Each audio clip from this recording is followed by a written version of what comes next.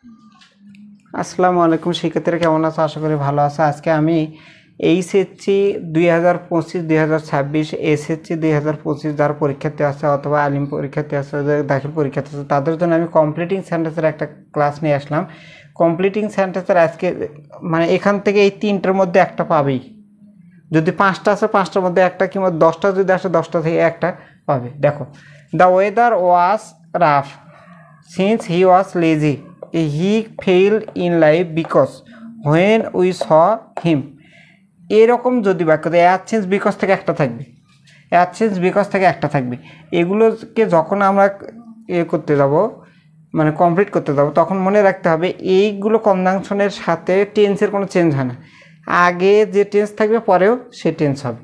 আর সাবজেক্টটা যদি আবহাওয়াজনিত হয় বা কোনো প্রাকৃতিক বিষয় হয়, তাহলে তুমি যে কোনো সাবজেক্ট পরে দ্বিতীয় অংশে যে কোনো সাবজেক্ট ইউজ করতে পারবো, কিন্তু মাইন্ডেড তোমার টেন্স একই থাকবে। আচ্ছা দেখো, the weather was very rough. এই রাফ মানে হলো খারাপ, রাফ মানে কি? খারাপ। আচ্ছা, এখানে হতে পারে, মনে করো যে পেয়ার্ড হতে পারে, ওর্স হতে পারে এরকম, অথবা ক্লাউডি হতে পারে, ক্লাউডি মানে মেঘাচ্ছন্ন, এরকম হতে পারে। এগুলো আবহাওয়ার সাথে জড়িত।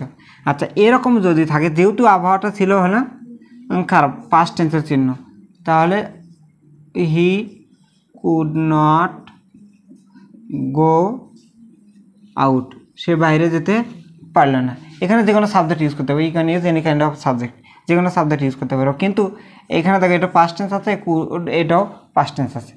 আচ্ছা, নিচেরটা এসে দেখো, সিন্স হি ওয়াজ লেজি, এটা কি person related. He was lazy, এই লেজিটা হলো নেগেটিভ শব্দ, মনে রাখবা।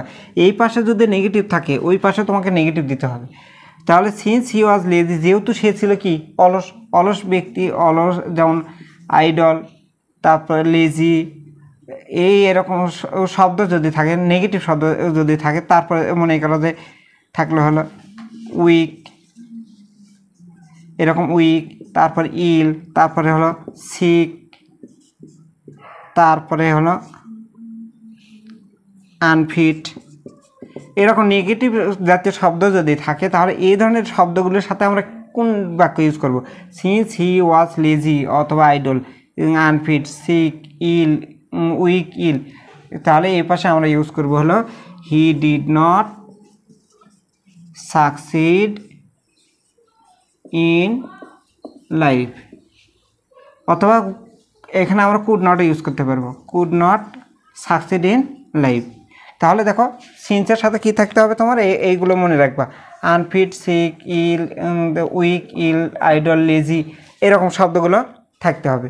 তাহলে তুমি এই পাশে যদি নেগেটিভ থাকে, ওই পাশে তোমাকে নেগেটিভ বাক্য ইউজ করতে হবে। আচ্ছা, এখানে যদি অন্য এক বাক্য থাকে, যেমন ধরো এরকম বাক্য থাকতে পারে, ইন্ডাস্ট্রিয়াস, হার্ড ওয়ার্কিং, অ্যাক্টিভ,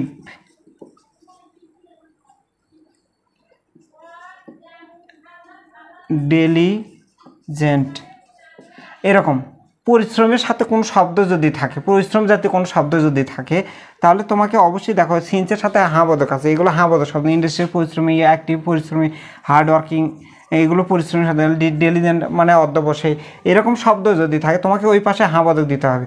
তাহলে কি দিবা? He became successful, successful, he became successful. দেখো এই কটা, ইন্ডাস্ট্রি, অ্যাক্টিভ, এই হার্ডওয়ার্কিং, ডিলিজেন্ট, এগুলোর সাথে হবে হি বিকেম সাকসেসফুল। দেখো এটাও পাস্ট টেন্স, এটাও পাস্ট টেন্স। আমি বলছিলাম যে টেন্সের কোনো চেঞ্জ হবে না।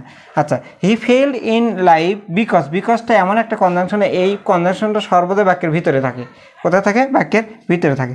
তাহলে একে he failed, this is the symbol of past tense. He failed in life, সে জীবনে ব্যর্থ হয়েছিল, কারণ সে কী ছিল?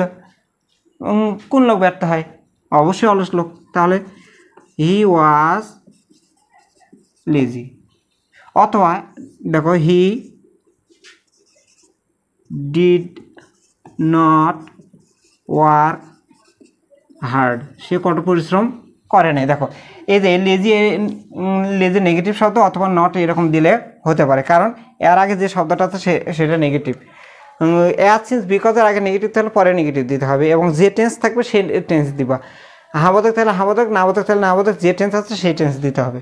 আচ্ছা, এটা গেল। তারপর দেখো when, when we saw him, when we saw him দেখো, অথবা স মানে কি দেখেছিলাম। আচ্ছা, কল, কল মানে ডেকেছিলাম। মিট, মিট মানে সাক্ষাৎ করেছিলাম।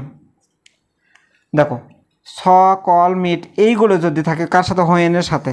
When we saw him, when we call him, when we met him, যখন তাকে দেখলাম, যখন তাকে ডাকলাম, যখন তার সাথে সাক্ষাৎ করলাম, তখন সে কী করলো?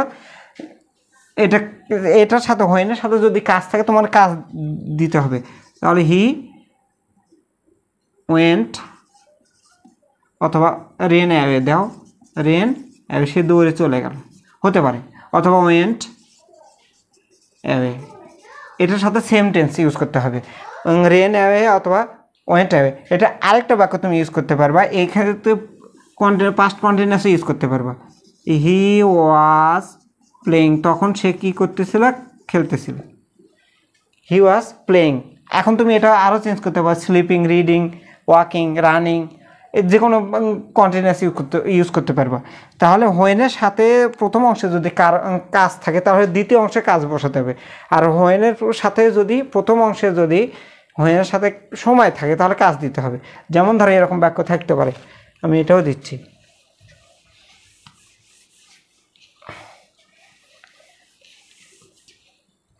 দেখো হোয়েন ইট ওয়াজ 1971, যখন 1971 সাল ছিল। আচ্ছা, when it is 9 AM, 9 o'clock, যখন 9টা বাজে। দেখো এটার ক্ষেত্রে 1971, 1971, এটার ক্ষেত্রে অন্য কোনো বাক্য গ্রান্টেড হবে না।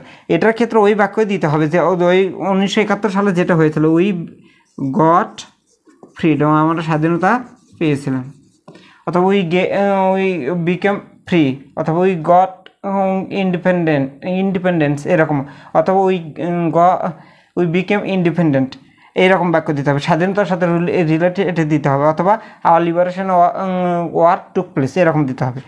কিন্তু নিচের টেসে দেখো, হোয়েন ইট ইজ 9 o'clock, যখন 9টা বাজে। 9টার সময় কলেজের ছাত্ররা কী করে? হাই স্কুলের ছাত্র, মাদ্রাসার ছাত্ররা কী করে? সাধারণত দে গো টু কলেজ অথবা হাই স্কুল, যে যেটা দেয়। স্টুডেন্টস গো টু কলেজ, ছাত্রছাত্রীরা কলেজে যায়। এরকম করে তাহলে আমরা কি শিখলাম? অ্যাজ সিন্স বিকজের সাথে টেন্স চেঞ্জ হয় না। অ্যাজ সিন্স বিকজের আগে যদি পাস্ট টেন্স থাকে পরে পাস্ট টেন্স, অ্যাজ সিন্স বিকজের সাথে হাবোধক থাকলে পরে না হাবোধক, আগে নাবোধক থাকলে পরে নাবোধক। তার মানে সাথে যদি নাবোধক থাকে দ্বিতীয় অংশে নাবোধক হবে। আর হোয়েনের সাথে দুটো অপশন, একটা হোয়েনের সাথে যদি কাজ থাকে দ্বিতীয় অংশে কাজ দিতে হবে, হোয়েনের সাথে যদি সময় থাকে দ্বিতীয় অংশে কাজ দিতে হবে। এটা মূল থিম, তাই এটাই। এই চারটার মধ্যে তোমরা যারা 2025-26 এসএসসি বলো, এইচএসসি বলো, আলিম বলো, দাখিল বলো, যারা পরীক্ষা দেবে তারা অবশ্যই কমন পাবে ইনশাল্লাহ। আশা করছি ভালো লাগলো। পরে কোনো ক্লাসে অন্য একটা বিষয় নিয়ে আমি তোমাদের সাথে আলোচনা করবো। সে পর্যন্ত সবাই ভালো থাকো। আল্লাহ হাফিজ।